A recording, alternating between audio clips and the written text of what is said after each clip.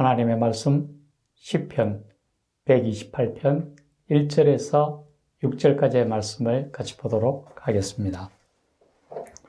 여호와를 경외하며 그의 길을 걷는 자마다 복이 있도다. 네가 내 손이 수고한 대로 먹을 것이라. 네가 복되고 형통하리로다. 내 집 안방에 있는 내 아내는 결실한 포도나무 같으며 내 식탁에 둘러앉은 자식들은 어린 감람나무 같으리로다. 여호와를 경외하는 자는 이같이 복을 얻으리로다. 여호와께서 시온에서 내게 복을 주실지어다. 너는 평생에 예루살렘의 번영을 보며 네 자식의 자식을 볼지어다. 이스라엘에게 평강이 있을지로다. 아멘. 오늘 전할 하나님의 말씀은 여호와를 경외하는 자와 그 가정에 이르는 하나님의 축복에 관한 것입니다. 이 시간 주의 성령께서 우리와 함께 하시고 우리에게 성경의 말씀을 가르쳐 주셔서 이 시간 우리 모두에게 은혜가 충만한 시간이 되기를 간절히 축원합니다. 이번 5월달은 가정의 달입니다. 그리고 오늘은 그 가운데서도 어버이날에 해당됩니다. 먼저 성경에서 가정이 이루어지는 과정을 살펴본다면 하나님께서 아담을 만드시고 그가 독청하는 것이 좋지 않게 여기셨기에 그를 깊이 잠들게 하고 그의 갈빗대를 취하여 하와를 만들으셔서 그를 아담에게로 이끌어 오셔서 아담과 한 가정을 이루게 하셨습니다. 즉, 가정이라는 것은 하나님이 직접 세우신 인간에게 있어서 가장 중요하고 기본적인 조직체입니다. 우리는 이 가정을 통해서 가장 기본적인 인성을 배우게 되고 또 가정 안에서 사랑을 통해서 회복과 평안을 누리게 됩니다. 오늘 성경 본문에서 제시하고 있는 여호와를 경외하는 자가 받을 그 축복과 그 가정에 대해서 우리가 깊이 살펴보면서 우리 또한 이러한 복이 있는 가정, 축복받는 하나님의 자녀가 되기를 간절히 축원합니다. 먼저 우리가 살펴볼 수 있는 것은 여호와를 경외하는 자에게 네가 내 손으로 수고한 대로 먹을 것이라.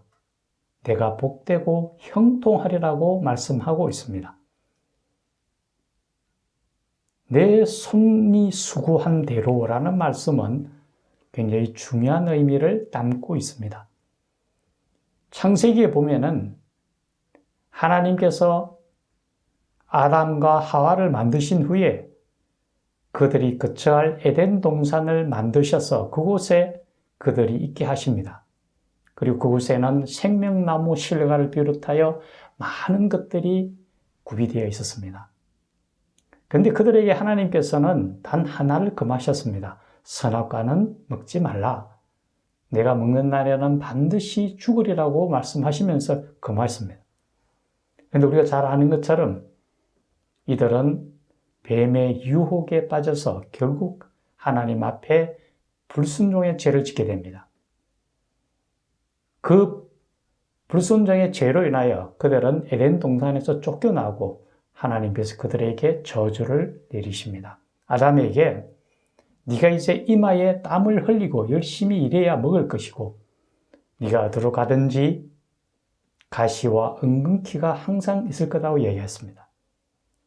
그래서 이제 우리는 우리가 이마에 땀을 열심히 흘려야만 먹을 수 있습니다. 그런데 우리가 땀 흘린 만큼의 결실을 거두기가 힘들어졌습니다. 그것은 우리 삶에 가시와 은근키가 있기 때문입니다. 우리가 땀만 열심히 흘린다고 해서 아름다운 결실을 거두기가 힘들어졌다는 거죠. 그런데 오늘 본문에서는 여호와를 경외하는 자는 그 손이 수고한 대로 먹으리라고 말씀하셨습니다. 복되고 형통하리라고 말씀하셨습니다. 우리가 여호와를 경외하는 자가 되었을 때는 우리 앞에 그 가시와 엉겅퀴를 하나님께서 제거해 주시고 우리가 땀 흘린 만큼의 아름다운 결실을 거두게 하신다는 거죠. 우리가 우리 삶을 돌아보면은 때로는 우리 앞에 가시와 엉겅퀴가 있었다 할지라도 결국 그것은 다 소멸되어지고 우리가 아름다운 결실을 거두어왔다는 것을 우리는 분명히 돌아보게 될 것입니다. 하나님을 여호와를 경외하는 자에게는 그러한 축복이 임한다고 분명히 말씀하시고 있습니다. 또한 여호와를 경외하는 그 과정에 있어서 그 과정은 분명히 하나님의 축복의 통로가 되는 과정입니다. 가정의 형통과 평안함은 각 개인이 누릴 수 있는 형통과 평안함과 맞닿아 있습니다. 그래서 우리가 한마디로 이야기하면 가화만사성이라고 얘기합니다. 가정이 화목해야 모든 일이 이루어진다는 말이죠. 가정을 통해서 우리의 행복과 평안함이 누릴 수 있는 그런 기초가 이루어진다는 걸 알 수 있죠. 그 가정 속에서 오늘 본문에서 임할 축복을 구체적으로 얘기하고 있습니다. 먼저 내 안방에 있는 내 아내는 결실한 포도나무와 같다고 말씀합니다. 우리 그리스도인의 가정에 보면은 이 포도나무와 관련된 많은 것들이 있습니다. 포도나무에 열매가 주릉주릉 달려있는 그 나무를 그려서 액자로 만들어 붙여놓기도 하고 또 직장 같은 데서는 명패나 명함 같은 데에 그러한 포도나무를 그려서 쓰기도 합니다. 이처럼 우리 그리스도인에 있어서는 포도나무는 굉장히 중요하게 받아들이십니다. 그것에는 중요한 의미가 있기 때문입니다. 포도나무는 보면은 열매가 탐스럽게 주릉주릉 열려 있습니다. 그것은 많은 결실을 거둔다라는 거죠. 아내를 통해서 후손을 얻고 하나님이 아브라함에게 약속하셨던 하늘의 별과 같고 바다의 모래같이 많게 하리라 약속하신 그 약속대로 후손들을 볼 수 있게 하나님의 태의 문을 열어주셨다라는 거죠. 그래서 자녀들의 축복을 이루어주셨다라는 걸 알 수 있습니다. 또 하나는 포도나무 열매를 통해서 포도주를 만들게 됩니다. 이스라엘에 있어서 이 포도주는 예식에 있어서 반드시 필요한 것이었습니다. 흥을 돋구고 즐거움을 크게 이루어 나가죠. 그래서 포도주가 없으면 예식이 진행이 되지 않습니다. 인생에서 큰 즐거움을 제공해 주는 거니까요. 그래서 아내와 그런 즐거움을 나누게 되는 하나의 생명의 유업을 같이 나누게 되는 그런 아내가 집안에 있는 내실에 있는 아내가 포도나무와 같다라고 표현하는 거죠. 그만큼 즐거움을 같이 누리게 되고 또 생명의 유업을 같이 이어간다라는 것을 말해주고 풍성한 수확을 거둔다라는 것을 보여줍니다. 그리고 식탁에 앉은 자식들은 어린 감람나무라고 얘기합니다. 어린 감람나무는 아직 어리기 때문에 큰 영향력이 없을 겁니다.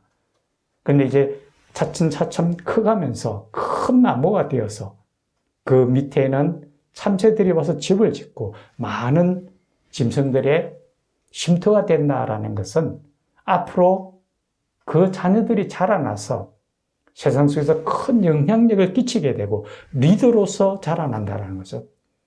신명기 28장에서 하나님께서는 머리가 될지언정 꼬리가 되지 아니한다라고 얘기했습니다. 모든 민족 위에 뛰어나게 할 거라고 약속하셨습니다. 자녀들이 커가면서 사회에 큰 영향력을 끼치는 사람이 되고 리더로서 하나님의 나라를 더 확장하는 데 귀하게 쓰인다라는 것을 말씀해 주고 있습니다. 우리 자녀들도 하나님을 경외하고 하나님의 도를 따른다면 그러한 뛰어난 민족으로 나아가라는 것을 말씀해 주고 있다라는 거죠. 그리고 또한 6절에 보면은 자식의 자식을 보리라고 얘기합니다. 이것은 대를 이어서 후손이 계속 번창해 나가는 걸 얘기합니다. 우리는 간혹 오해를 합니다. 누구든 결혼하면 자녀를 낳는다고 생각합니다. 그런데 그렇지 않습니다. 한 자녀도 하나님께서 다 지명하여 불렀다고 얘기합니다. 한 사람 한 사람 하나님의 축복이 없이는 우리가 자녀를 볼 수가 없습니다. 하나님께서 태의 문을 여시고 태의 열매를 주셔야만 자녀를 볼 수가 있습니다. 자녀의 자식을 보는 것, 후손을 이어가는 것, 그냥 이어지는 게 아닙니다. 하나님의 큰 축복을 통해서 이루어진다는 거죠. 우리가 그러한 축복을 받고 있다는 것, 그것을 분명히 알아야 할 겁니다. 또한 오늘 본문에서는 그렇게 얘기합니다. 시온에서 내게 복을 주고 예루살렘의 번영을 내가 보리로다라고 얘기합니다. 그 말씀은 네가 어디로 가든지 너의 하나님 여호와께서 너와 항상 함께 하리라는 약속입니다.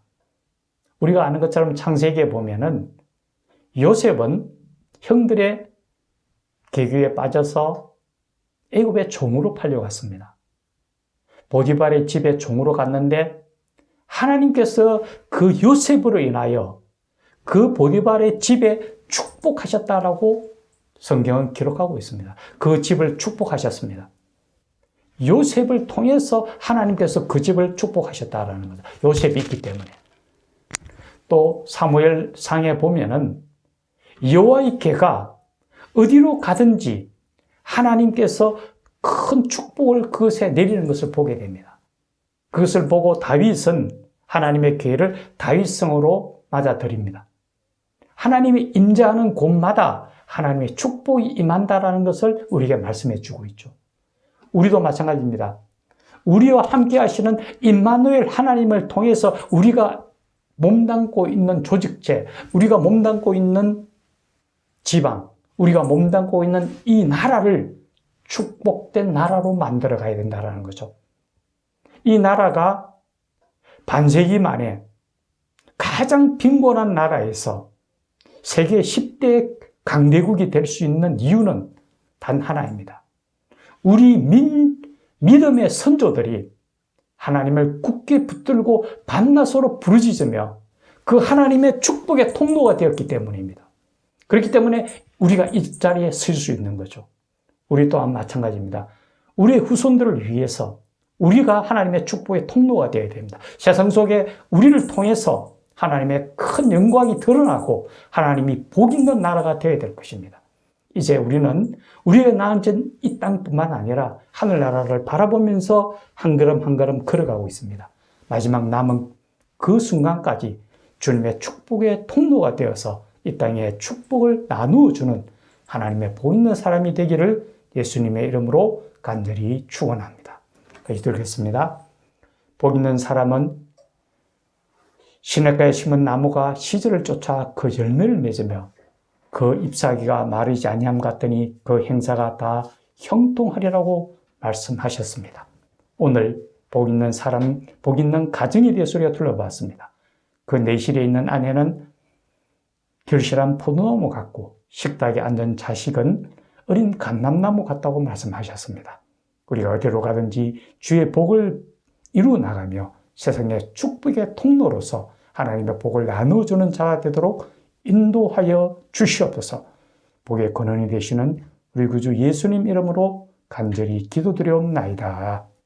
아멘.